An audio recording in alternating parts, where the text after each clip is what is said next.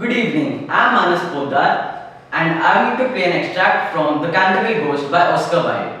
In an ancient manor house in England, the ghost who has long haunted that place now finds himself beset with the new owners of the house, skeptical Americans. I was having a little rest in my coffin and thinking a little thought. These Americans really need to be taught a lesson. They're simply begging for it. And I'm sure I can satisfy. It's a grand plan, thoroughly orchestrated. I begin at midnight, of course, in the master bed chamber, where I plan to seize the professor by the ankles, give her a tongue from the foot of the bed, and stab myself 3 times in the throat to the sound of slow music. What do you think of this? Oh, I already showed you this, didn't I? Could I be losing my concentration? Hardly seems possible. In ghost circles, my concentration has been absolutely unrivaled for 300 years. Bother it, back to the task at hand. Alright then, having reduced Professor Otis to a trembling jelly, I shall place a clammy hand on Mrs. Otis's forehead, while I listen to the professor's ear the awful details of the day when she shall die. On to the daughter's room.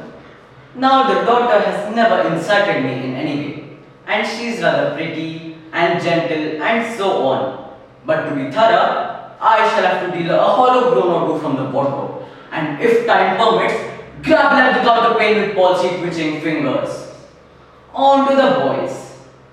Oh, they shall be my chief pleasure, the little insects. First I shall hover over their beds and place a heavy foot on each of their chests, producing the striking sensation of the nightmare.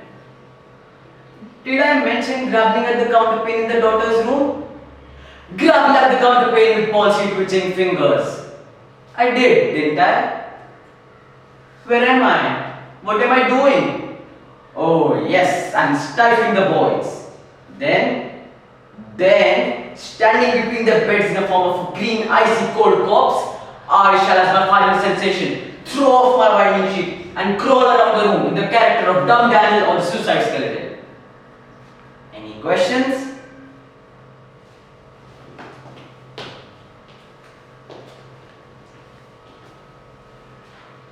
Moving on to my original speech. I will be performing an original speech based on the topic disappointment. In this piece, Santa recounts his past experiences.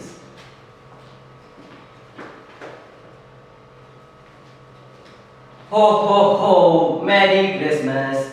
What do you wish to get this Christmas? What? You want to be a director? Let me see. I have a toy camera, but that's about it. What? You actually want to cast actors and direct movies? Sorry kid, but I have to disappoint you.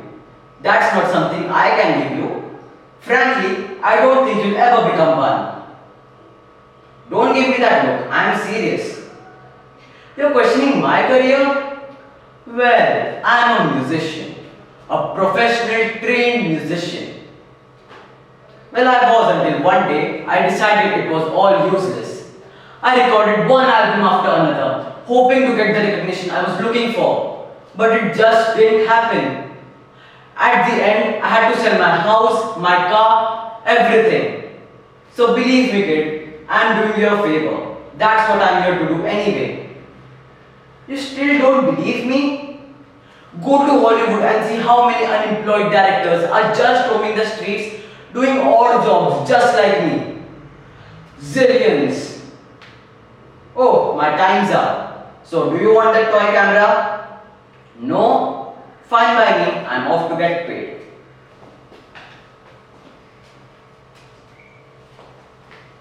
Moving on to the improvisation.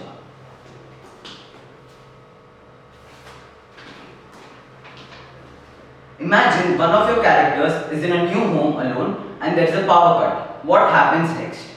I will be playing the character of Santa in this improvisation.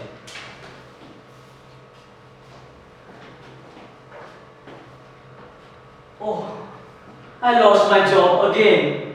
I had a new home, a full lavish bungalow few years back. But due to my unsuccessful music career, I had to sell it. And then I had a flat, a nice 3 bedroom hall kitchen flat. But after losing this job, I had to sell that. Now I have a 1 bedroom hall kitchen. I don't know if there is a separate kitchen, but let's see. Oh, there's a power cut. Oh no. But wait, isn't a power cut good thing? If there is a power cut, that means I don't have to pay any electricity bills. What about water? Do they have any water? No water, no electricity bill and no water bill. What about the telephone? I remember seeing it somewhere. Oh, it's here. Hello? Dead! No water bills, no telephone bills and no electricity bills. That means I can save a lot of money and maybe I can shift to a larger flat than this. What? The electricity is back? Oh no. My future might not be bright, but at least this room is. Moving on to the reflection task. Question number 1. How do you feel your performances went? What were you most pleased with? Overall, my performances went well.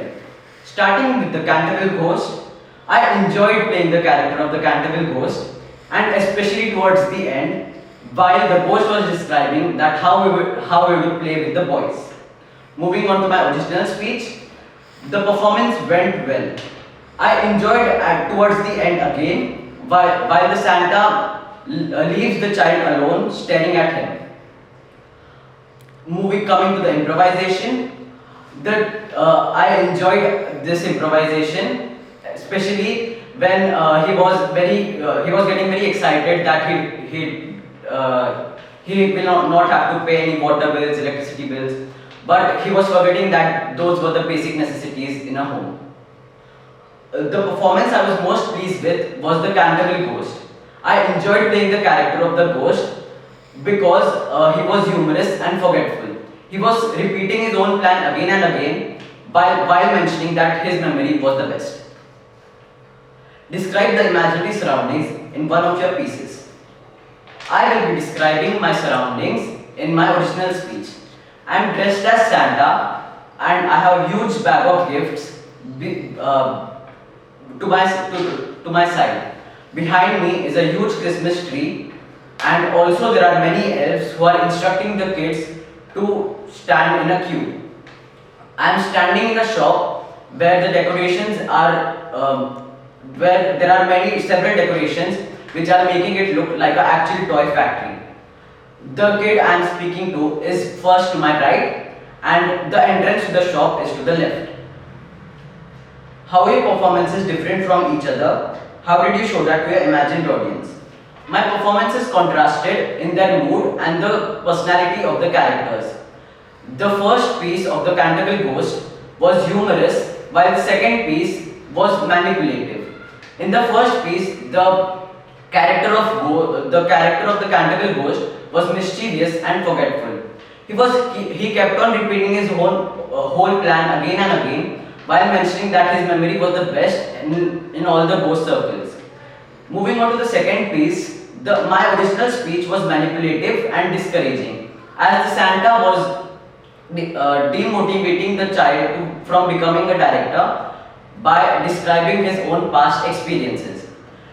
I showed that to my imagined audience by changing my tone of voice and body language.